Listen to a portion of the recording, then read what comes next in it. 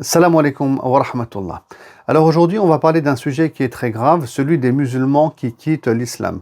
Donc on va essayer de voir dans un premier temps c'est quoi les raisons. Donc quelles sont les raisons qui font qu'il y a des gens qui préfèrent se séparer de l'islam. Et puis ensuite, on va proposer des solutions. Et ça, vraiment, c'est le sujet le plus important dans ma vidéo d'aujourd'hui. Avant de commencer, j'aimerais aussi vous dire que dorénavant, vous pouvez rejoindre un programme spécial que j'ai mis sur ma chaîne YouTube. Et il s'agit de cours en lien avec la vie du prophète Mohammed sallallahu alayhi wa sallam. J'ai eu des milliers d'étudiants, ça fait 20 ans que j'enseigne la matière dans plein d'instituts et j'ai voulu maintenant mettre un programme spécial. Vous cliquez sur rejoindre, vous trouvez l'onglet un peu partout sur ma page YouTube et Inch'Allah vous pourrez participer à ces cours. Il y aura tout plein d'enseignements, des cartes, vraiment vous allez redécouvrir la vie du prophète sallallahu alayhi wa sallam. Ceci étant dit, commençons maintenant le sujet de notre vidéo. Pourquoi? Oui, effectivement, on remarque qu'il y a des gens qui quittent l'islam. Croyez-moi, moi je travaille beaucoup sur le terrain, il m'est arrivé à plusieurs reprises de rencontrer des jeunes qui souhaitent sortir de l'islam. J'ai aussi entendu ça à travers des vidéos ici et là, en plus de ce que je remarque sur le terrain. Alors, pourquoi on en est arrivé à là? Moi, ici, je ne suis pas dans le jugement. Je veux pas que... C'est pas ça le but. Le musulman, il n'est pas là en train de juger, de critiquer. C'est quoi ces hypocrites? Ils aiment pas Dieu, ils quittent l'islam. C'est pas comme ça qu'on doit approcher le sujet, subhanallah. On doit essayer de comprendre quel est le problème, proposer des solutions, cesser aussi, certaines actions que nous, par les musulmans, on est en train de mener. Parce que finalement, nous, les musulmans aussi, on est très fautifs. Il ne faut pas mettre la faute sur les autres. Des fois, j'ai l'impression qu'on est quand même dans le déni. Alors, j'ai repéré plusieurs points. Le premier point, c'est les réseaux sociaux. Effectivement, il y a des sœurs, il y a des frères, ils font des vidéos et il y a des gens qui mettent des commentaires. Il y a des commentaires qui sont extrêmement violents. Des insultes, de la calomnie, de la moquerie, de l'ironie et on détruit les gens psychologiquement sur les réseaux sociaux. J'entends bien ici, il y en a qui vont dire « Ouais, mais ils n'ont pas qu'à aller sur les réseaux sociaux. » Bon, écoutez, ils y sont, ça c'est une réalité.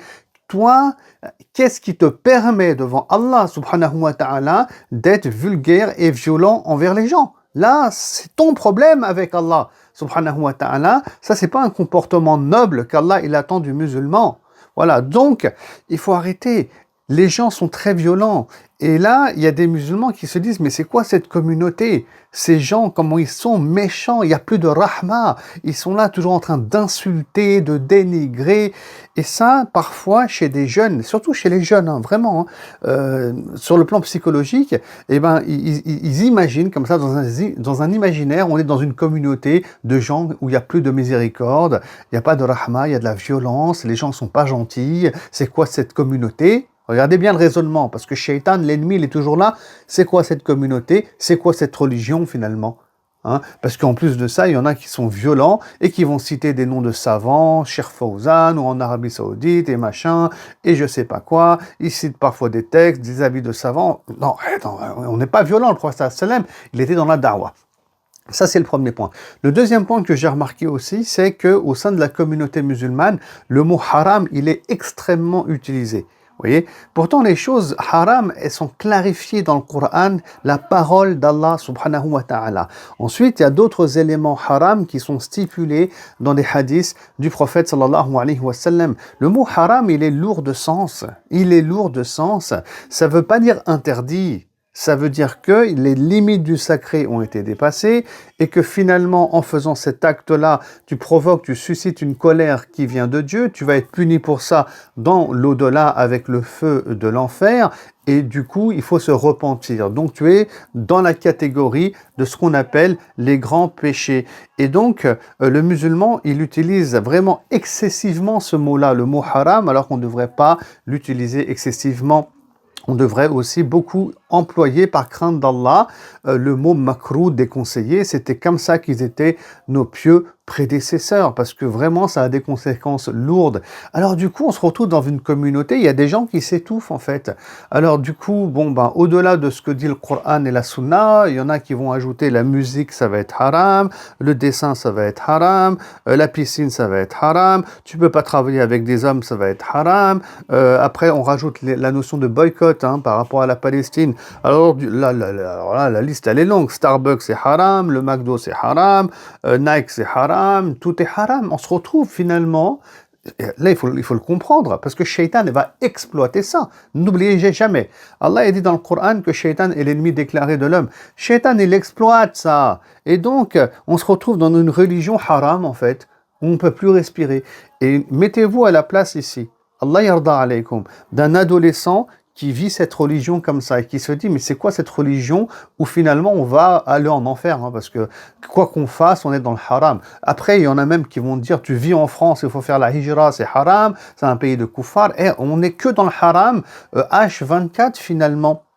Et donc, il y a des gens, parfois, ça arrive, ça existe, ils veulent se libérer de l'islam, enfin pour respirer, enfin pour être libre. Et oui, ça, il faut en avoir conscience, il ne faut pas être dans le déni. Et encore une fois, il ne faut pas dire, ouais, c'était des mauvais musulmans. Le sujet, c'est pas ça. Est-ce que nous aussi, on n'est pas des mauvais du'at, des mauvais prédicateurs? Est-ce qu'on ne parle pas, nous aussi, avec ignorance? Au lieu de juger les autres, il faut qu'on se remette vraiment énormément en question dans notre manière d'agir et notre manière de faire. Aussi, on remarque que beaucoup de musulmans ajoutent des éléments de complexité. Vous savez, Dieu, dans le Coran, nous parle du voile. Dans la sunna du prophète, sallallahu alayhi wa sallam, il y a donc le voile pour la femme. Alors, il y en a qui vont ajouter le voile légiféré, avec des conditions en plus, dont ni Allah ne parle dans le Coran, ni le prophète ne parle dans la Sunna. Alors l'autre, il va dire, il y a 8 conditions pour que le voile soit légiféré. L'autre, il va t'en rajouter 15. L'autre, il va t'en rajouter 30. Et le voile, il doit être comme ci, il doit être comme ça. Alors que, il y a plein de pays musulmans, il y a plein de manières de mettre le voile différent, subhanallah. Et donc, ça, c'est des complexités qu'on ajoute et qu'on ajoute et qu'on ajoute. Et ça, on l'entend dans la bouche de beaucoup, s'il y a une petite condition de légifération inventée, mise en place par un homme de science qui n'est pas respecté, haram, ma sœur, pourquoi tu mets le voile? Ça sert à rien. T'es comme une prostituée quelque part, tu montes tes cheveux, ta aura, tu respectes pas la communauté, tu respectes pas l'islam. Oh. Et les gens, du coup, et ça, il faut le comprendre. Et nos chères sœurs, subhanallah, quand elles entendent ça, qu'elles se font humilier, qu'elles se font attaquer, c'est pas par Damien Rieu, par les fachos, par nous-mêmes, la communauté de Mohammed. C'est nous, on attaque nos frères et sœurs. Alors, il y en a, ils se sentent tellement rejetés et humiliés, et ils se disent, moi, je préfère me séparer de cette communauté. Et malheureusement, il y a des gens, ils se séparent de la communauté en se séparant d'Allah, subhanahu wa ta'ala, parce que, la foi, elle n'est pas forcément encore très ancrée. Encore un autre problème aussi qu'on va remarquer, c'est que il y a énormément actuellement de murtad, c'est-à-dire des gens qui étaient musulmans, mais qui ont quitté l'islam et qui sont dans une forme de mission, si vous voulez, de combattre l'islam, c'est-à-dire de dénigrer le Coran, de dénigrer la Sunna, de prendre en compte des hadiths et des versets, d'accord, des anciens musulmans qui ont quitté l'islam, et puis ensuite, avec leur logique, d'interpréter les choses pour dire que les musulmans, finalement, vous êtes bêtes. Voilà, vous n'avez aucune intelligence, vous êtes endoctrinés. Et aujourd'hui, on voit beaucoup de lives sur TikTok. Beaucoup de lives sur TikTok avec des apostats qui font la da'wa, qui veulent ouvrir des débats. Et il y a des musulmans qui n'ont pas étudié leur religion, ils vont les écouter. Ils essaient de débattre. Ces gens-là, ils sont quand même assez bons dans le domaine de la logique, mais seulement, ils sont sophistes. Ils prennent un élément et ils écartent le reste. Vous voyez, donc il y a d'autres logiques, il y a de l'intelligence, mais ça, ils ne l'apportent pas. Donc c'est eux qui sont dans de l'endoctrinement. Voilà, et donc ça, il faut en prendre vraiment compte, il faut en tenir compte. Et là, je parle même pas aussi, du coup, de ces apostats, ils ajoutent un autre point, on va en parler, c'est qu'ils amènent des sujets qui créent du waswas dans la tête des musulmans. Par exemple, Aïcha. Aïcha, radiallahu ta'ala anha, se serait mariée à 9 ans avec Mohammed, sallallahu alayhi wa sallam, qui a peut-être 50 ans à ce moment-là, ou un peu plus. Alors les apostats et d'autres vont dire « Ah ben votre prophète, il est pédophile. » Ah, ils sont cash, ils sont directs. Ils sont directs. Comment ça, vous avez un prophète pédophile vraiment, vous n'avez pas honte? Comment vous pouvez être musulman, etc. Et nous, quand on retourne aux différents hadiths et aux textes, ben, effectivement, on remarque qu'Aïcha, elle était jeune. Il y a un âge qui est mentionné. Mais seulement ce sujet-là, il est traité par les savants, par les experts. C'est là où on doit étudier notre religion. D'accord? Est-ce qu'elle a vraiment 9 ans ou est-ce qu'elle a plus? Aujourd'hui, je ne vais pas le détailler aujourd'hui, mais aujourd'hui on sait, je ne vais pas le détailler dans cette vidéo, que Aïcha, elle a bien plus que 9 ans. Elle a peut-être entre 16 et 20 ans. Il y a des éléments scientifiques qui peuvent le démontrer. On sait très bien qu'à l'époque, il n'y a pas de calendrier. On est incapable, il n'y a pas d'état civil, de savoir l'âge des personnes. Bon.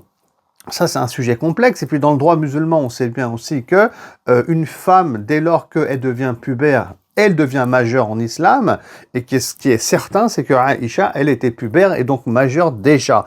Voyez, donc on peut aborder le sujet, on peut l'expliquer, les savants musulmans le font. Alors du coup, il y a des musulmans parmi nous, des fois quand ils entendent ça, ça peut les choquer, ça peut les heurter, et ils se disent ah ouais, mais peut-être que l'islam c'est pas la bonne religion, et là ils se remettent en cause, et donc il y en a qui vont quitter l'islam. Voyez, donc il faut faire attention à ça, subhanallah. Et là, je vais ajouter un dernier point, c'est l'éducation. Alors attendez, avant que je rajoute un dernier point. Quand on a ce genre de problématique, c'est-à-dire du waswas dans la tête, par rapport à des thématiques qui sont complexes, qu'on ne maîtrise pas, on les met en quarantaine, c'est pas grave. Et un jour, Inch'Allah, on étudiera ces sujets. Et si on n'a pas compris, on les a mis en quarantaine, on n'a pas compris, Allahu Ta'ala a'lam, ça ne doit pas toucher notre foi. Et on continue à cheminer vers Allah subhanahu wa ta'ala, tout simplement. C'est comme ça que ça doit se passer en réalité. Et puis ensuite, il y a l'éducation des parents, et ça c'est un point fondamental. Malheureusement, on a ces mêmes personnes finalement qui grandissent, qui vont se marier, avec tout est haram, avec plein d'éléments, enfin bref, ils vont avoir des enfants, et ensuite, il y a une sévérité envers les enfants. Vous voyez, tout est interdit, donc il y a une éducation qui est donnée de l'interdit. Que de la crainte d'Allah, alors qu'il y a l'amour d'Allah aussi, subhanahu wa ta'ala, dont on ne parle pas beaucoup. On va parler que des règles, ce qui est licite et illicite, et on délaisse la spiritualité.